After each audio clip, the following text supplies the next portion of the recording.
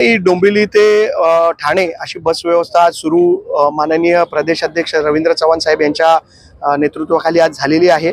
या ठिकाणी आज आमचे जिल्हाध्यक्ष नंदू परब असतील, भारतीय जनता पार्टीचे सर्व नगरसेवक उपस्थित होते आणि डोंबिवलीकरांसाठी पर्वणीच आहे।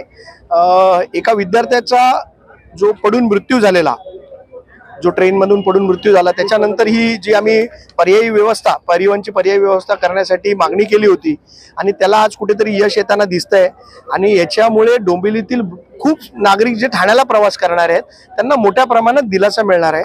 ही बस व्यवस्था कंटिन्यू चालली पाहिजे आणि हे जे समोर आपल्याला दिसतंय हे केडीएमटीचं आरक्षण आहे।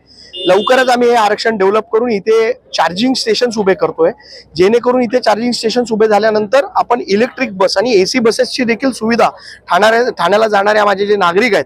आणि आत्ताच रवींद्र चव्हाण साहेबांनी एक महत्त्वाचा विषय आपल्याला इथे सांगितला की याच बसच्या माध्यमातून माजिवड्याला जो मेट्रो स्टेशन आहे त्या मेट्रो स्टेशनला जोडण्याचं काम देखील शटल सर्व्हिसच्या माध्यमातून आपण करणार आहोत, जेणेकरून ठाण्याला जेव्हा माणूस उतरेल त्याला बोरिवली असेल, पवई असेल, घाटकोपर असेल, इथे प्रवास करताना मेट्रोची म्हणजे इंटिग्रेटेड जो प्रवास आहे नागरिकांचा तो सुखकर होईल या बस सेवेच्या माध्यमातून। मला असं वाटतं ही भारतीय जनता पार्टीच्या माध्यमातून ही तर नांदी आहे आणि मोठा याच्यामधून काहीतरी सुरू होईल अशी आम्हाला सगळ्यांना अपेक्षा आहे। मला मान्य आहे की याच्यात बऱ्याचशा गोष्टी त्रुटी आहेत, बऱ्याचशा गोष्टी बस आमच्याकडे व्यवस्थित नाही, परंतु हे बघा आपल्याला जेव्हा एखादी गोष्ट सुरू करायची असते ना तेव्हा आपल्याला त्याच्यात इनिशिएटिव्ह घ्यावा लागतो।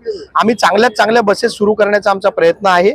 परिवहन व्यवस्थापन कसं चांगलं होईल, आता नगरसेवक पण आलेले आहेत, परिवहनचे आमचे सदस्य देखील निवडून जातील लवकरच आणि परिवहन सेवेवरती अंकुश ठेवण्याचं काम भारतीय जनता पार्टीच्या माध्यमातून होईल आणि चांगली व्यवस्था लोकांना देण्याचं काम भारतीय जनता पार्टीच्या माध्यमातून होणार आहे।